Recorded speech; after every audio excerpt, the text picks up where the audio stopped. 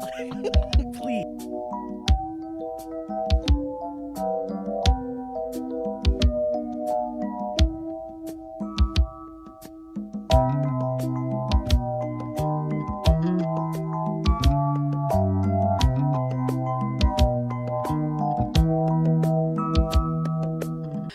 Welcome back, everybody.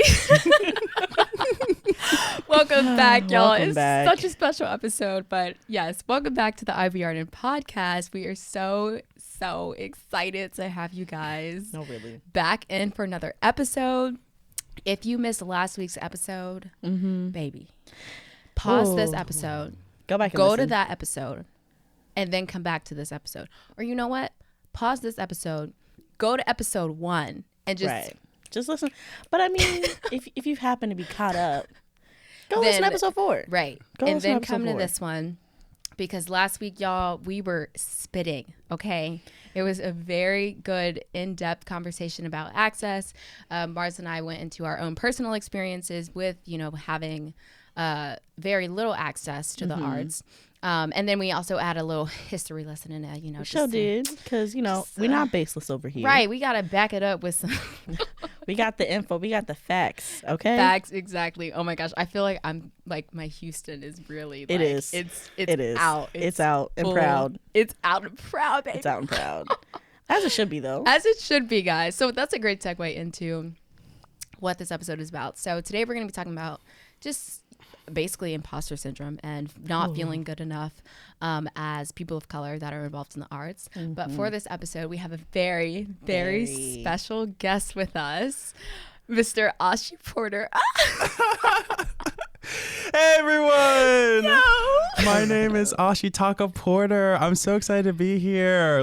Actually, y'all, I was so stoked. Oh my gosh. It's happy to have you. Oh my gosh. We are so happy to have you. This is going to be the best episode. No, really. It's very exciting. And it's also wild because, Kira knows Ashi because you two went to high school together, right? Yeah. And, I kind of know Ashi because we went to the same undergrad, which is crazy. Because Kira was like, "Oh, we can have my friend Ashi," and I was like, And she's like, "Who?" Ashi? And then she showed me your Instagram. I was like, "I know him." Yeah. No, it's such a small world. That's what I love about art. 'Cause I swear you could even go to Italy and just True. and run You don't know into somebody. someone. Oh yeah. And then they're like, "Oh, wait, I know this person." And then suddenly it's like, "Oh, wait. So wait, maybe I do know you because you've heard, through the mutual friend." And Yeah. Right. Or I even quite know us. literally Such a small have world. stories of going to Italy and meeting people connected throughout Look my at year. that. Yeah. Boom. Look There at we that. go. Yeah, boom. Come on. Boom. Evidence. Evidence. Boom.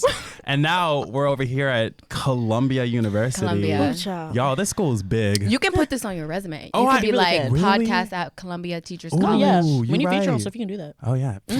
Guys, Boom. we're Pad telling it you up. how to get booked on this Yeah. podcast. Had it up. She's gonna be a whole talk show host. After you the go. end of this. Ashi talking. She talking. I would watch it. But yeah, no, this school is really big. Right before I started this podcast, I was just trying to get to the bathroom, and I swear I can understand why they have these stereotypes of the secret societies and stuff like that, because I almost got hazed in that bathroom. There was absolutely no one there, but I swear I felt the vibes. No, it's so spooky. When I first came here and I was walking around TC, I was like, Scary. yeah, I don't think I can do this on my own. And honestly, since I've been here, I think I've gone pretty much everywhere with Mars. I'm like, Mars, show me where to go, because I don't know where to go. No, yeah. I think, I have a pretty good grasp on the buildings just because I like knowing where I'm going. So that was She's an the first thing explorer. I did. Shoot, you can give campus tours and stuff of NYU and Columbia. I probably could. Will I? No. No. Well, But it's there It's because there's so many secret passageways and back ways and No, front and ways. underground caves and We do Right. have secret underground. societies. Oh, for real? Yeah. No, yeah, we can get to There's all the tunnel. Yeah, it's nuts. Oh my Yeah. God, that's how the dead presidents know what you're doing. For sure. Right. They be creeping all up in this. 1000%. What we talking about today, y'all? Right. Let's get into it. I literally feel like this is like a talk show. Ooh. I mean, a little bit. Yeah. A little Yeah, bit. that's true. That's the future. It's That's our future. Like Jimmy Fallon, everyone. Right. You Right. know, special guest. expecting all Number of 2. us. Oh, Renee Rabb. Right. I don't know who that is, but Oh, Regina George, the movie. oh, okay. See, I'm not good with names. that's all right. That's all right. also just for black people. I know. I was just like, this is the black podcast for Right. a reason. Exactly. Anyway, so today we're talking about, like I said earlier, just like imposter syndrome, and if we've had any experiences in the arts of like not feeling good enough. I think this is going to be a very good conversation because it is a topic that isn't just limited to people that are within the arts. Like I'm sure anyone that is a living human being on this earth has at some point felt, am I good enough in whatever environment that they're in? So 1000%. I thought we could really get into that. We kind of split it up by like different sections. So we're going to cover like insecurities and then imposter syndrome, how to take like constructive criticism. And then, we'll see where the conversation goes from there. Yeah. Should we start with like Ashi just telling us about his background though a little bit, and then maybe we can nitpick on that and go from there. Go from there. Yeah, sure. My background. Sure. So I mean, like, as you know, I met Kira in high school and at the high school. What's our name of our school again? The High School for the Performing and Visual Arts. Yep, in Houston, Texas. That's a name. Yeah, right. It's a long name, especially after that. What, 10 million? It was like, can we even say that on the board? 80? Oh yeah. I think it was like 80. They invested a lot of money to get their kinder in front of that. Yeah. So I mean, they built our new school. They did. They built our new school. Oh, but yep. I was there for 4 years, and that was all of high school. And that was like when I really started getting into theater and musical theater, and that was pretty much like my start into the arts. And then I went to NYU. Yay! For musical theater. And while I was there, I also did a couple study abroad programs. I did Commedia dell'arte in Italy. Ooh. Say that again. Say that again. Say that Commedia again. dell'arte. All right, you ate with that. Okay. Bellissimo. And that was like a summer program. And then I studied in the fall in London at the Royal Academy of Dramatic Arts studying Shakespeare. That's so freaking Yeah, cool. and I just graduated last year. Period. Back in the musical theater program. And then after that, post-college was a little crazy because I was expecting to like be jobless right out of school, but I ended up working on Broadway. Come on. I'm sorry, what? Say one more time. On a show called Here Lies Love, which was an all-Filipino I watched show. that. Yeah. Oh my. Yeah, I was one of the audience wranglers, which was like one of the crew positions. So we had like cool. That pink was the coolest jumpsuits. show. I and saw that last fall. It was so much fun. It honestly was so much fun. Like it was definitely one of those shows that was really, really popular, but closed just due to like marketing purposes. Like everyone who went genuinely enjoyed the show, and it was like an amazing story. It looked very like interactive. Like, Incredibly. Yeah, it was incredibly interactive. Incredibly. Literally, Wow. the stage rotated like with people, Yeah. like like so around it, and our job was like air traffic control, so those people don't get run over, and we don't have any liabilities. Right. I can say nothing, like none of that happened. Yay. So I successfully did my job on Broadway. Yeah. And while I was doing that, I also did the professional semester program at the Broadway Dance Center. Oh my gosh. So that was honestly, I think genuinely, like out of all the whole 23 years of my life, that probably was like the most difficult schedule I've ever had to do, because during the day I had class from like 10 to 4, and then I'd have the show from 5 to 10. Ooh. Wow. And that's and a for whole how long day. was this running for? The whole semester? Yeah, Oh my yeah, gosh. yeah. And I literally, for the month of October, I literally did not have an off day, like the entire 31 days Life of the as an month. artist. I know, but Beyonce talked about it in her documentary. She was like, "Oh man, doing this tour, like 41 days of no off days or whatever." And I was like, "I know." You're like, I know what you resonate with you, mean. I know what Beyonce. that We are feels one like. and the same. I know. I cried. I was like, "Thank you, Beyonce." She gets me. She gets me. Who also went to our high school? Right. Who also went to our high Right. You school? did say that. Right. That's nuts. It sounds like a school of greatness at this point. No, HSPVA was shout out to HSPVA because Shout it truly out. was like my favorite school experience. Agreed. Like it was so great. Every day, it didn't matter that I was waking up at 5 a.m. to get to school. No. But I knew that I would have the best day because you were always laughing, and like we had the different art areas, but everyone like still like meshed with each other really well. Like I didn't think there was a lot of like, dancers versus theater kids or like there was no like hate. I personally feel like, at least with my friend groups. Yeah. And so we were always like vibing out. DJ Fridays. Like the happening. Oh happenings. my- yeah, oh my so gosh. much fun. Take me back, please. This sounds Thank you, like Dr. Allen. Thank you, our principal. good No, seriously. like performing arts school. It Oh was my great. gosh. I think I said this on the last podcast, but like Victorious, the show, it gives that, but better. Yeah. I think our experience was better. Yeah. Ours gave that, but not not at all. Not even now. Yeah, So that's fair. Yeah. That's fair. Yeah. Houston, I feel like, I don't know. Houston, the city in of itself, like, it's just so, like, rich and diverse. And, like, I feel like the different groups of people in the city, you know, they just love getting to know one another. You know, like, I don't feel like there's, like, separation, you know, or other than by distance. Other than by it's distance, huge city. But other than that, I feel like it's a very, like, integrated and just welcoming city, and it has a great vibe. Which is why I feel like it was like a lot easier to integrate into New York City, because like even though there's not really that like Southern hospitality here, like that metropolitan understanding of like everyone's diverse here, everyone has different experiences, like you don't have to like be from the same background to like click and mesh with someone. Which is why I was saying, I think in our it was one of the episodes, maybe it was Where My People At, the whole representation one.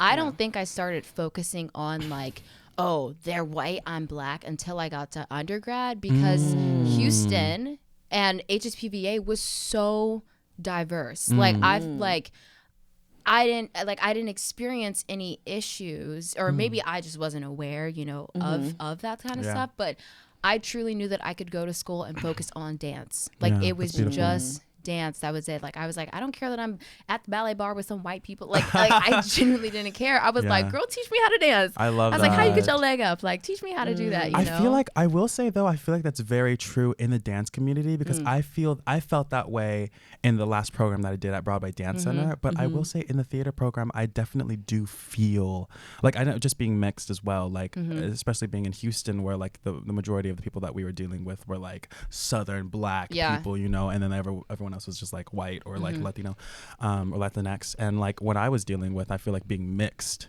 had its own experiences too.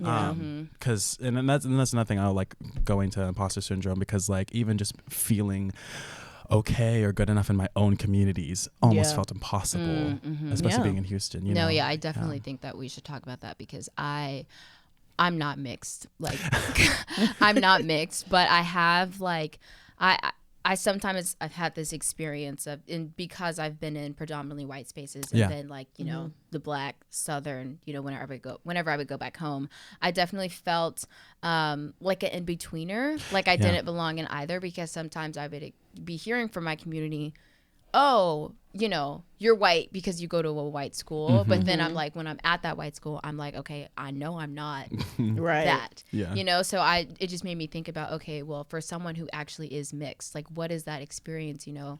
Have they ever felt like displaced, almost felt as if there was nowhere where they belonged? You know?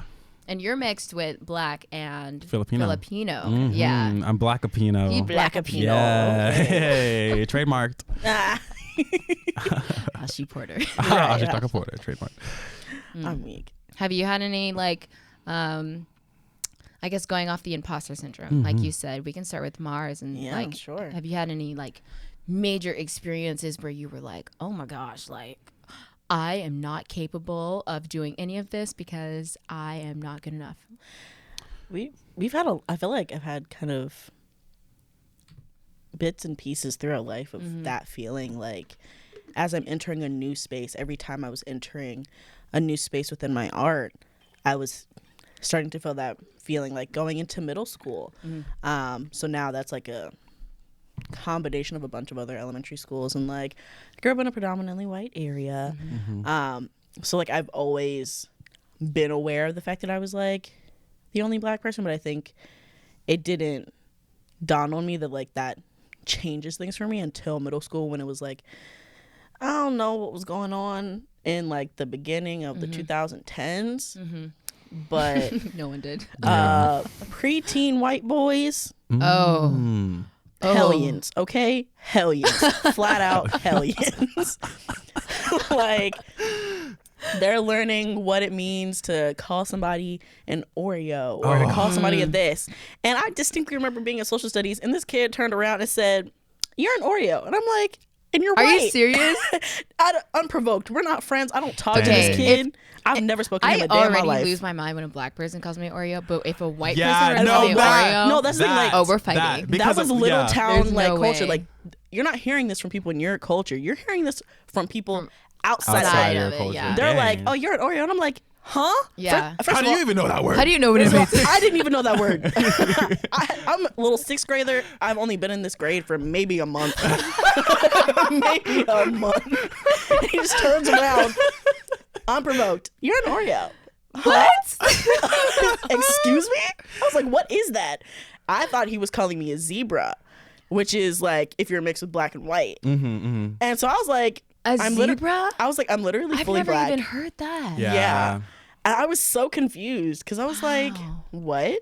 That's wild. Nonetheless, So going into- Oreo, but to define that, it's black on the outside, white, white on the inside. Yes, right. yes. And I'm like, huh? Yeah, that's crazy. You have never spoken to me before this instance, and you just turn That's around the to first say thing it. you say That's to me. crazy. It's like, clearly you just learned this maybe an hour or two Yeah. ago, and you felt like you needed to say it to the first black person you saw. I bet he even said it with his best black accent as he could. I I couldn't bet you tell an you. Oreo. Like the whoa. I Aren't you couldn't from, even like, tell you. Ohio, like what? Right. nuts. Nonetheless, going into like the orchestral setting, and even though it was the same teacher and maybe part of the people that I went to elementary school with, there's now maybe 10 other people in this orchestral class for sixth graders that I don't know. And I see my teacher, he's talking to them, he's all chummy, and I'm like, how do you know these people? He's been teaching them like he's been teaching us, but that didn't matter to me. I didn't know them. Yeah. And so now I'm being like met with people that I don't know their skill level. I knew I was the best in my group of people, but I don't know about them other people. Right. And so it's like, oh, I'm a little scared. What if, I was just the best out of my group, but compared to these other kids, I'm like I like the might not bottom be of the there. barrel. I can be the Right. bottom of the barrel. That wasn't the case. But Right. But your mind But will I go did to know the that. worst, that worst case scenario. precisely. Yeah. And then going into my performing arts high school, had the same thing. And we had to audition to get in. So it's Yeah. like, So do we. I know I wasn't good enough. I knew I was good enough to get in, but I had already knew like one of the other girls from doing all county orchestra, middle school orchestra. She was first chair. I think I was like fifth. And so I'm like, okay, we're both here now. Now they're a good friend. But Right.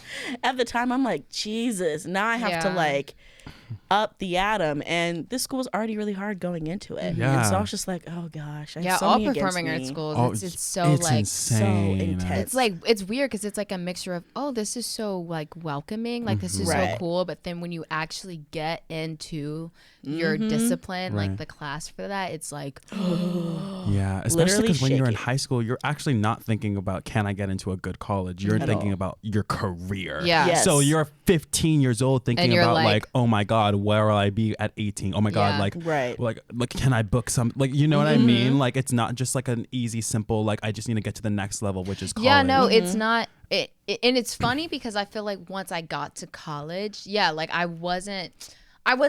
It was like day by day, you know. Yeah. It was Yeah, yeah.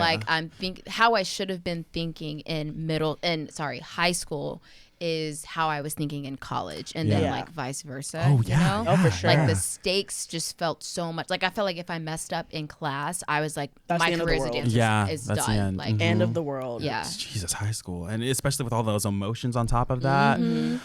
Yeah, I think high school, I know for me, like a lot of my feelings of not feeling good enough, not feeling as if I'm capable of, having a career in dance stemmed from a lot of insecurities that I had, like I don't know if again, I didn't really see that whole like racial thing. So I wasn't doing Yeah. a lot of racial comparison, but in terms of like just looking at my own body, you Yeah. know, like, okay, I got a bigger butt than they do, you know. Your body or is bodying. My body, your my body body. is bodying. Like, body will let's body. not get that wrong. I Body know this is a was podcast body. and we're only hearing this, but if you can see Kira, I'm hollering. Shay, I'm hollering. but like I got a little booty. Like It's like there's something there, and like they don't have that. There's something there. And when I'm at the bar, and we're doing an arabesque, I'm like, my leg not going up because the butt. The butt is in the way a little bit, so I'm like I'm being very critical of myself and using that as a means to say like disqualify me from the dance world. yeah. And it was so like, gosh, it's so easy to like, you know, we said we went to a really great high school, and it's so easy to remember like the great memories. But when I think about how I was doing emotionally in high school, I was a wreck. I was the biggest wreck. And I think that a lot of people experience that. But studying art in such a serious setting and trying to like filter through those emotions, like assess, okay, what am I feeling today, and then what am I feeling the next day, like it was very hard. And you're around incredibly talented people. Everybody's at 15 talented. years old. We were just talking about Jada too. Or Jada. Jada. Peyton.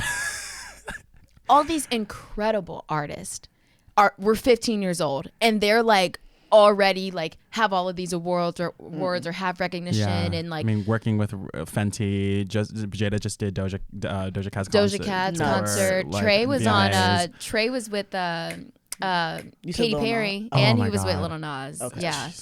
I'm like, they're too bad. And the thing is, these people already knew that was going to happen for them at 15. Nope. And you're training with them, and you're like, I'm just coming from dance at church. So I'm like, what do you mean you know your potential? Like, what do you mean you have? Like, how are you confident in that? How are you confident in your skill like that? Yeah, it was so difficult because like, it never felt like, I my need for validation was through the roof. So high. Like, I still feel like it's really high for me too. I like to think I'm more confident than I actually am, but I think I've just like learned how to mask it better. Fake it till you make it has been my motto. Fake it till it's true. And I will say that does help, because sometimes I will like go into spaces. I mean, even in high school, you know, I'd go in there, I'd be like, let's do this thing, let's dance, whatever. And then I'd like go home and, you know, I'm like crying. But then eventually like that stopped. You know, I was like, okay, well, you know what? I can't keep living this life, you know, waiting for other people to validate me. And that my ability to say that has gotten stronger now that, you know, 100%. we're in grad school, you know, but it's like in those earlier years, like that fake it till you make it motto was definitely something that I like lived by, because I never saw myself being this like confident, like radiant woman ever. Now that I'm here, I'm like, this is kind of nice. It's kind of nice. I'm like, I like it here. I'm like, I don't care what you say. I don't care what you say. I don't care. Ooh, I don't want to please you for shit. Like exactly. Like I'm like, I don't care. But baby, it was rough. It was rough. Oh my God, I'm curious about your BDC experience, because Ashi, okay, so we were in like the Black History plays in school together, and Ashi I could see how much you loved dance. I could see how much you loved dance, even though you were musical theater, but you guys kind of dabbled in everything. And Ashi just like, whenever we were learning like the dance numbers, like I could just see how like Ashi was just, guys, I literally love this. I literally love this man, but I'm like, twin. So Ashi, I'm I'm curious about what your BDC experience was like, because guys, Ashi, one thing about him, this man loves to dance, and I knew that from when I first met him in high school, because we were in like plays together and everything. But as a dancer, I feel like when you're around people that study dance, you know, like I want to be a professional dancer every single day, it's like the passion gets sucked out of it. And so seeing someone that was so passionate was very like, you know, inspiring. And I think it's one of the things that made me gravitate towards you. And so, but I want to hear about BDC, because, and if you have struggled with feeling you know, with feeling as if you are a dancer, or what it was like in just an all dance environment, because sometimes it can be a lot. You know, if there was any imposter syndrome with that, and if constructive criticism did come throughout that whole process, like what was it like trying to process all of that? And well, first of all, I would like to be like the spokesperson for BDC's pro semester. I like genuinely, I think it was one of like the best programs I've ever done. Oh wow. Genuinely, like it was just it, and also like, you know, it definitely added the fact that there was a group of incredibly like warm and like giving and sharing people, and like that's definitely going to make the experience better for sure, but also just like the way that it was structured and like the opportunities that I got from it, and the amount of dance that I like genuinely got to do. Like I feel like in my musical theater program, a lot of it was, you know, we did like acting and we did singing and we did dance, stuff like that, but like it was, there was so much to pack into it. There wasn't a lot of opportunity to grow in like one specific thing. And so to put all my eggs in one basket and just do dance, I didn't realize like how much I would grow from that. But my experience with dance is not very much. I like my senior year of high school, like I started dancing with Sheila at in Houston. You went to Dance Zone? I went to Dance Zone just for like a few months, like when Alihu and I were going together. It was had like no idea. yeah, it was just for a few months, and I was able to like, you know, get out of my comfort zone and like do stuff, but I did not look good. Like y'all, like I looked like throw the videos away. Yeah, like literally throw the Please don't let videos the away. resurface. I just had confidence and that was it. Yeah. Like, my body had to catch up.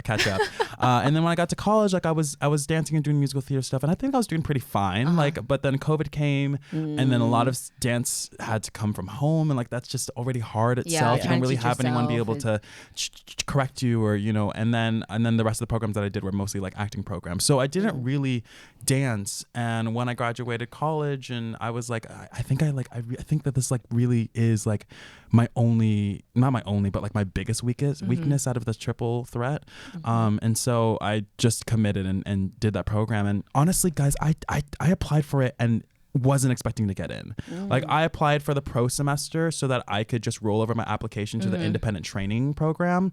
And then when I got in, I literally looked at the email and was like, shit. Oh like, You're like, I actually got it. I was Man, like, I oh, did it. it was like, I oh, did cool. it. Oh, fuck. Because it was like, it was like, dang, first of all, now I have to pay for the tuition. And also, I was not expecting this. I was expecting to do like the easier program and just like choose my own adventure. But like now I'm with the professionals. And y'all, I was meeting 18-year-olds.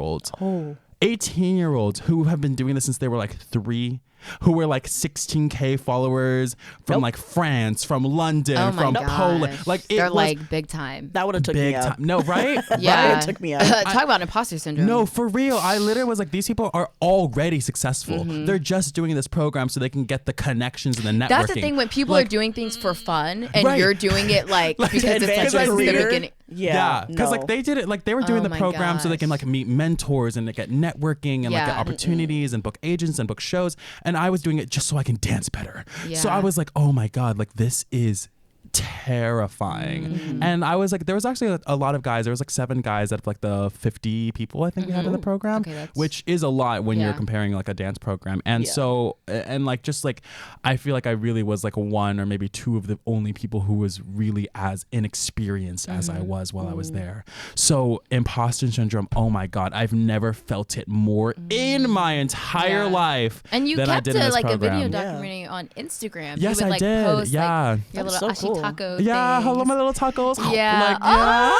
So cute. Okay. Yeah, and I talked about my experience because there were so many days where I did not feel good enough, and there really wasn't. And like you guys have this podcast as your outlet, like that was kind of my outlet because I was like, there's so many artists that feel this way, but we have no one else to talk about this. Or with. sometimes we only talk about it to other artists who just came from the same room as we Right. did, but in terms of like on a broader platform, like and trying to connect with other people, Right. it's like that's not happening as Yeah, There's a void there for that. Yeah. Yeah, for sure. And it was really, really difficult, y'all. Like, especially when we did these faculty auditions and then when I did these showcase auditions, like we had so many opportunities to audition, like just in a practice setting. And I felt like I was failing so miserably. And like, you know, when I was talking to friends or even talking to some of the faculty, they would never agree that like I like definitely the faculty believed in me way more than I ever would have believed in myself. Like I'm only here today 5 months later because of how much effort and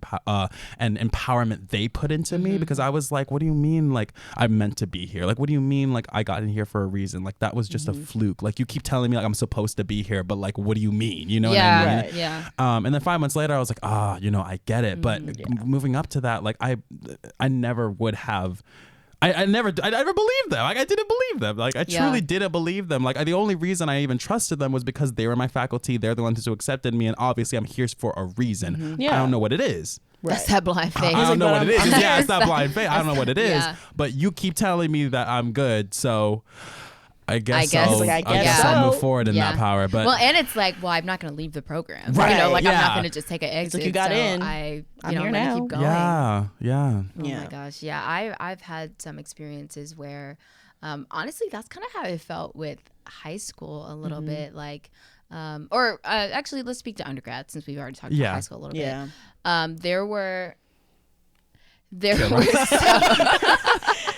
There were so many. Gosh, ballet, y'all. My relationship with ballet has just been, it's been rough, and I hated it so much. But I didn't actually hate it. I actually had this secret love for ballet, right? But I dismissed it because I was like, I can't do it. Right. I'm like, I see, these, white prima ballerinas that, look like this, whatever.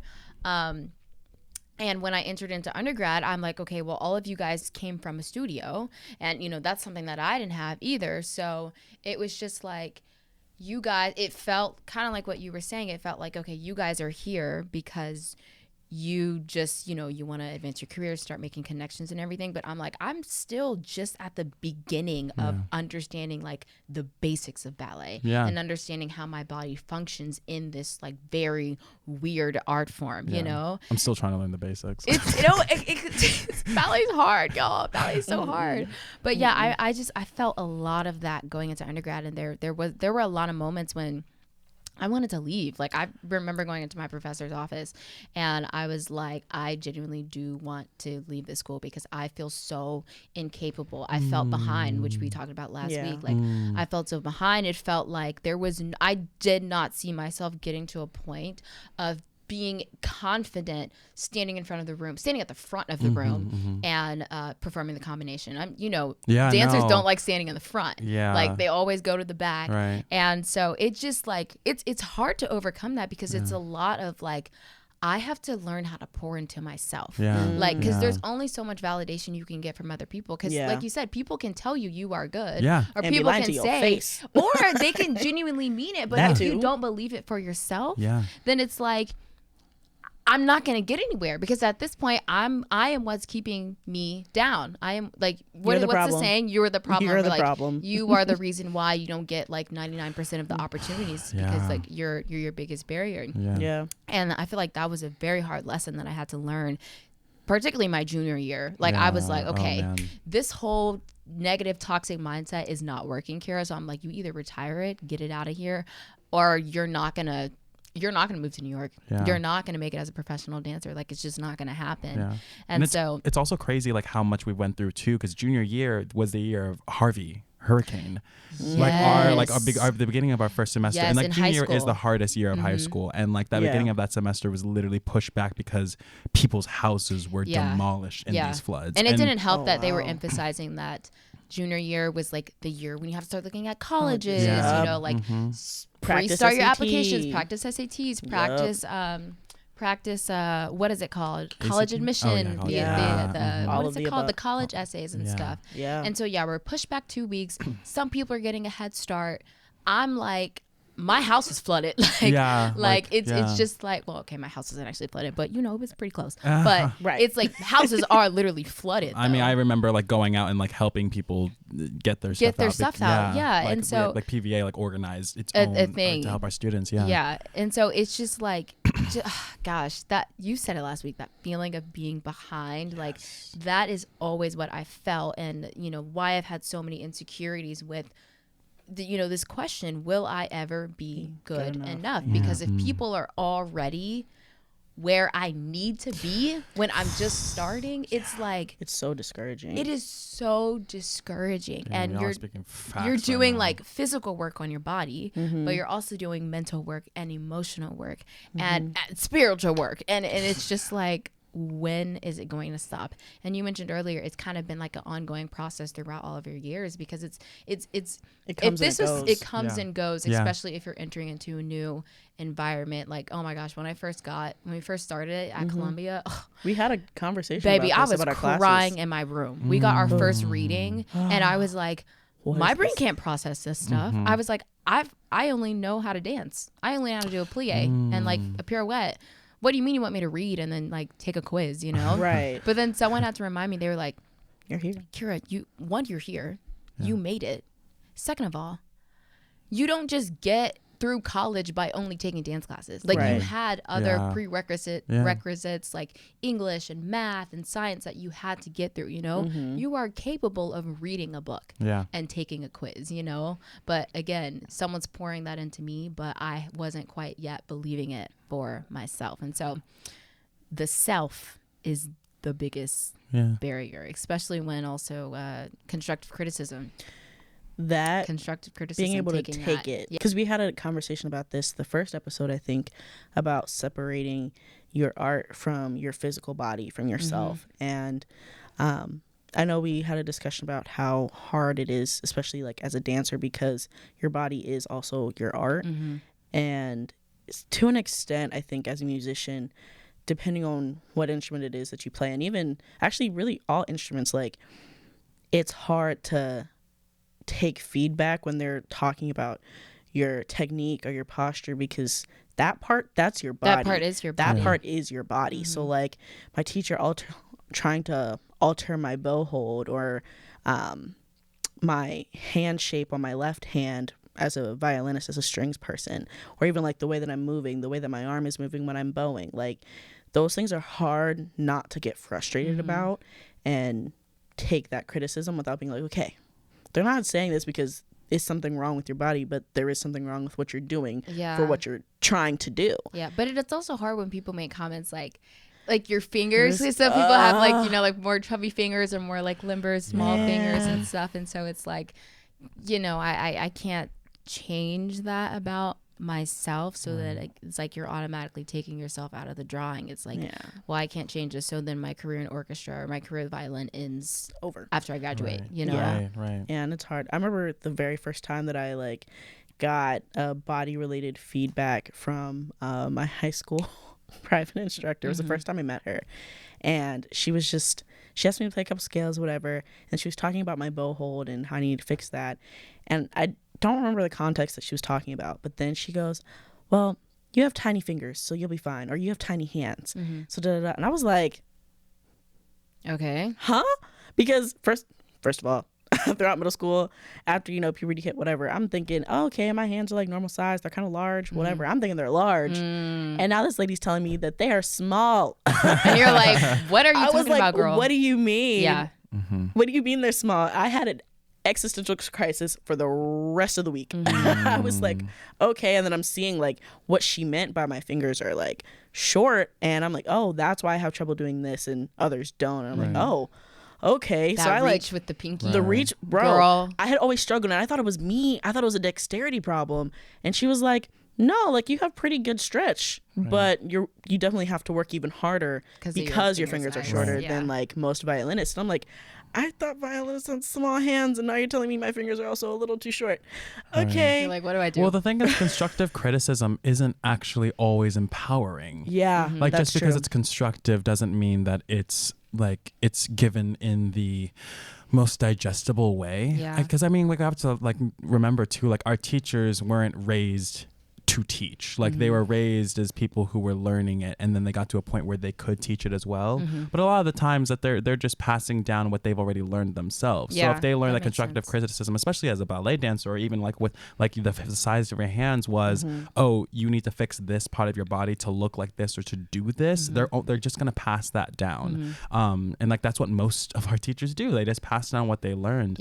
I think we also have had to define like what constructive criticism is supposed to sound like, because you can like there are certain things that about a craft that can be improved, but I don't think that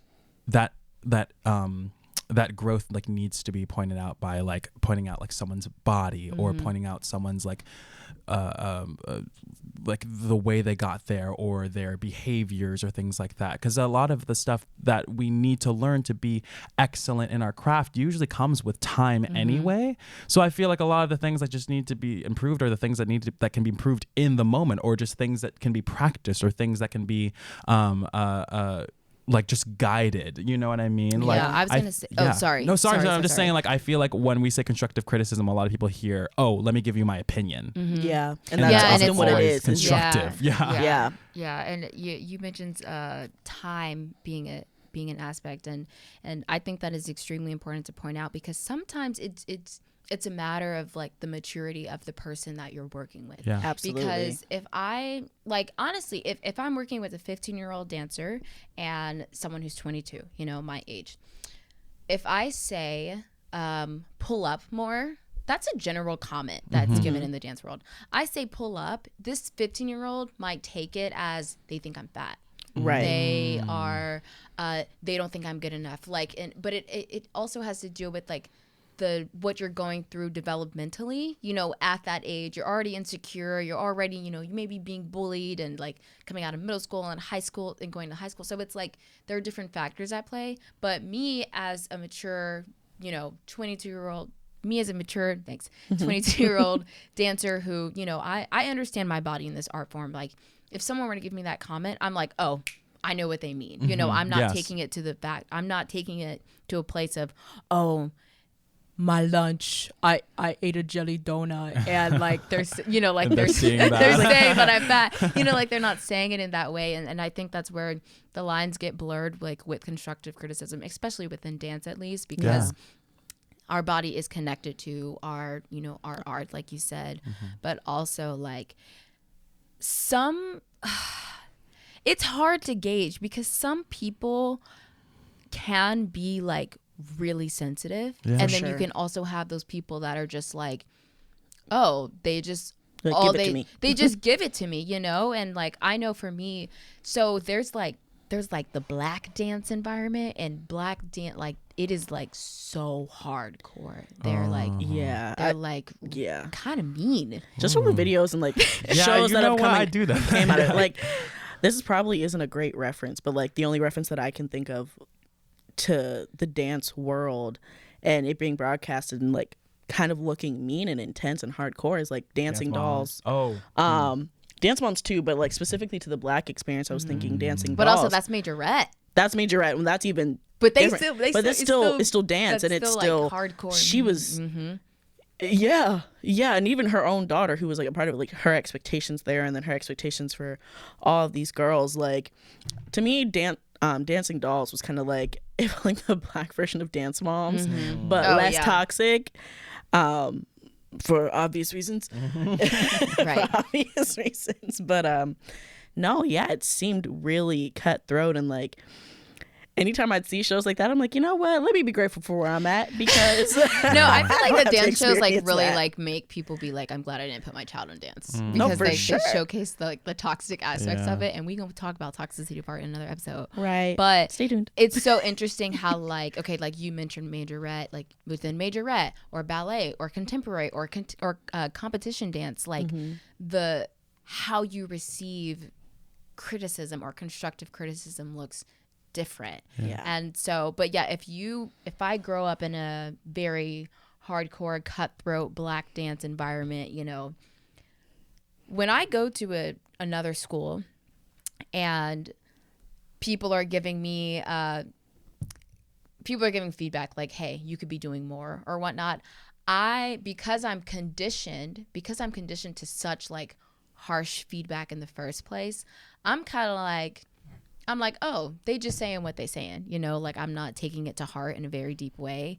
But to people who aren't used to that kind of environment, like they are taking it to heart. They might be a little bit more sensitive about it. And so like the dance world, it's just a little like, you can't really generalize anything, because everyone's experience is so individualistic and, you know, and so, I can also speak to that as an actor too, because I mean, specifically like with acting, everything is like intellectual or emotional based. Like a lot of the things that you're doing, you're trying to figure out from your own way, whether it's like mirroring or like digging from your own emotions so that you can like, you know, do this or just getting information from the text and like being able to convey it. Like you literally are a vessel for someone else's idea of what that thing is. But it's funny because then you're a vessel for someone else's idea, but now you still have to be individualistic. Yes. Oh my God. Like I'm mirroring somebody else to learn, but I can't do it like them because then someone's going to say, you're trying to dance like Ashi versus just being you. But it's like, how do I be me? Like, and be them. And be them at the same time. Yeah. Yeah. Headaches. Yeah. Tears. And that's where the time. Oh, sorry. Go ahead. That's where the time comes in. Because I feel like a lot of the time training is just duplicating. Yeah. And then once you can do it exactly how it was taught, then now you can break start the rules a little forming bit. your own. Yeah, and you start breaking your rules and stuff like that because you can't break the rules before you know the rules. Yeah. Right. I try to tell people that all the time. That's why I love rules. I think that's why I love ballet because it's so like, ballet. It's so specific. Yeah. You know, so specific. Seems but like when people add their own flair, you're immediately like drawn in because you know that they're bending the rules a little bit and it just makes it like so attractive. You know, it's like, ooh, do that again. Yeah. But yeah, you definitely have to know the rules before you can bend them. Like that's where creativity comes in. Like I think that's what it means to be like individualistic and unique and creative is you have somehow created your own something, you know, your own structure, your own way of moving, your own way of speaking, you know, doing this monologue out of something that's been so traditional for many years, you know? And you know what? That's actually what I held on to when I was going through my imposter syndrome. Because at some point during the semester, I realized that these 18-year-olds that I feel are so successful, so far beyond me and everything, like even though they're younger than me, still have had more time. Like you know, they've been training since they were 2 until they're 18, so they've had 16 years of dance, whereas I've had 3. And whether I was 35 and they were 20 and they were dancing, you know what I mean? Like the math still holds up. They still had more time. And when I realized that, I was like, you know what? I can actually kind of just back off of myself. Yes, you have to be you have to be real. Right. You have to be real. And like, that's what, when I mentioned like having self-love and like pouring into myself, a lot of it is you have to step back and recognize the reality of the situation. Yeah. Of course, I'm not going to be as good, whatever, quotation marks, you know, because they've been doing it longer. So how dare I expect myself to even be at the same level as them? Back off. Back off.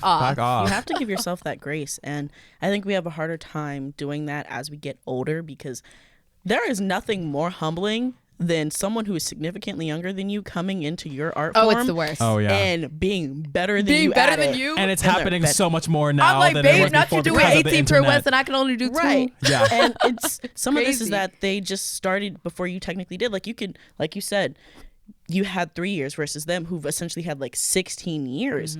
And we forget that like just because someone's younger than you doesn't mean that they haven't had more training than you. Right. Or less experienced. Exactly. Yeah. And that's, And it's I think, easy some of to the think that. ego. Yeah, that's some of the ego that comes with the arts and that's us so getting true. older in it is that, okay, I've been in this for however long, even though this is like a portion of what you've been in. Like you said, that's something you were only trained in for like technically 3 years. Yeah. And that's different for them. Whereas if that's all they've been doing, and that's 3 years of, you know, a collective of things that you can do. Right. And so you might have expertise in, you know, these particular areas, but then that's one area that you don't have it. Yeah. And we forget that all the time, especially as we get older, because it's like, well, I mean, overall I've been doing this, but it's like, okay, but what about this area? You have to humble you You have do. to like Yeah. like humility. I think that's one of my biggest lessons, like all of 2023 and like the beginning of 2024 The is year of transformation. really baby transformation, okay, but really understand what it means to come to approach a person, you know, Yeah. or my art form, and be able to say like, I don't know anything, or I don't know how to do this, and be okay with that. Yeah. Now you've opened yourself to learning, you know, but if you go into it, you know, There it is. not having your heart, you know, like open, and not being okay with being vulnerable and being able to say, I don't know how to do it, then you're not going to go anywhere. Like you're placeholding yourself into this, you know, condition of not being successful, Right. you know, Perfection. like Perfection holds you back. Yeah, because exactly. it Holds you back. It hurts either way. So might as well fall forward. Yeah, might There as you well go. fall You forward. might as well. And I swear, the growth that you experience Yeah. as soon as you allow yourself to like to open up and admit I don't know anything is exponential. Yeah. You start No, really. skyrocketing, and then Things click suddenly you faster. look back and you're like, oh my gosh, like I finally made it. But you never would have made it Yeah. if you didn't humble yourself and be able to say, I don't know what I'm doing, you know? Yeah, being able to humble yourself allows for growth.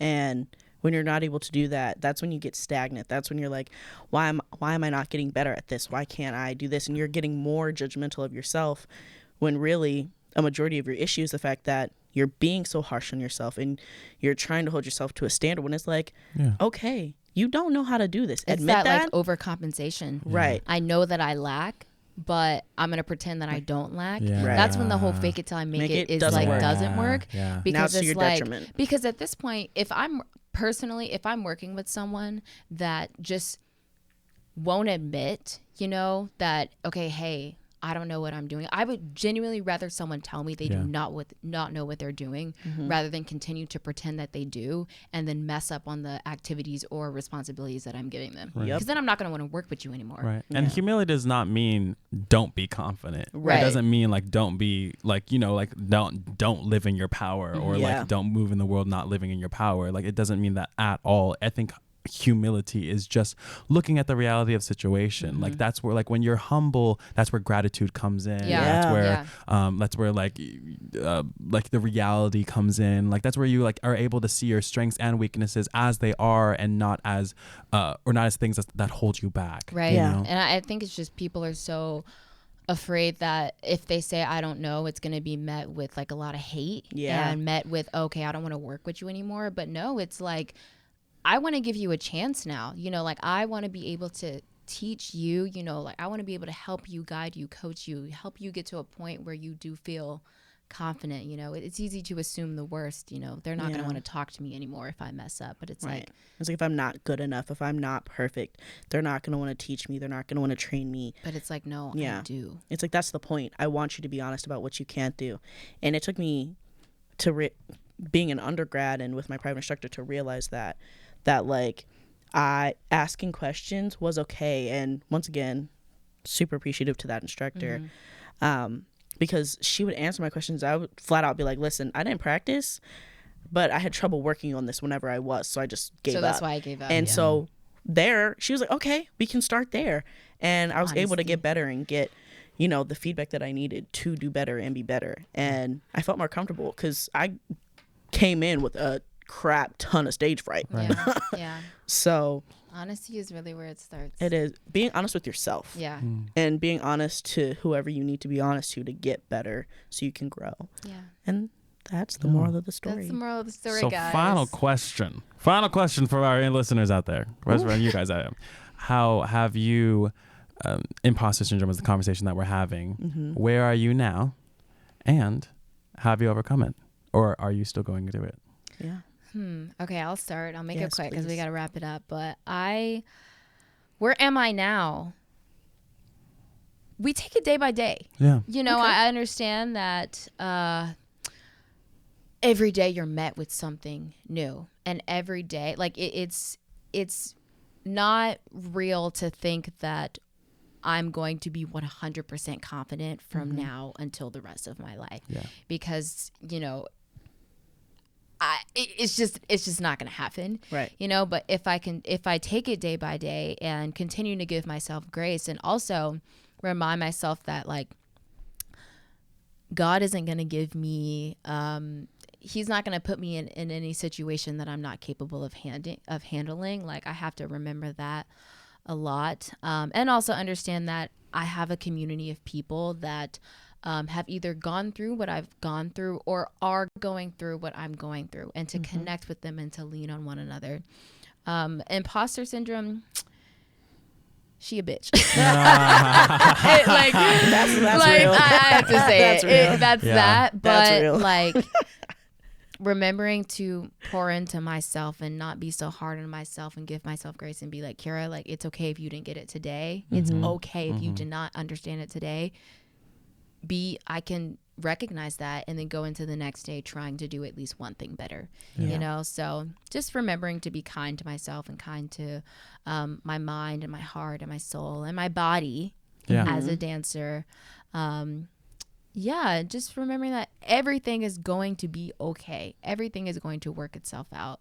I'm in a more healthier mindset now. So Yeah, I think for me, I'm at that point of being honest and open with myself of the things that I can't do, and actively seeking those who can do it, and being open to what it is that they have to say, and the feedback that they have to give me, the criticism that they have to give me, whenever I am involved with my art in some way. Like right now I'm doing piano lessons, and this is like my first time being in lessons again since undergrad. So it's been about 2 years, and you know, flat out telling him, this is what I've had trouble with. This is why I don't think I've been successful doing this. And like today's lesson went so great. And so continuing to have that, and like for a second while I was in that lesson, I felt myself going back into the like, oh, I can't do it. I'm like hesitant. I'm scared of my sound.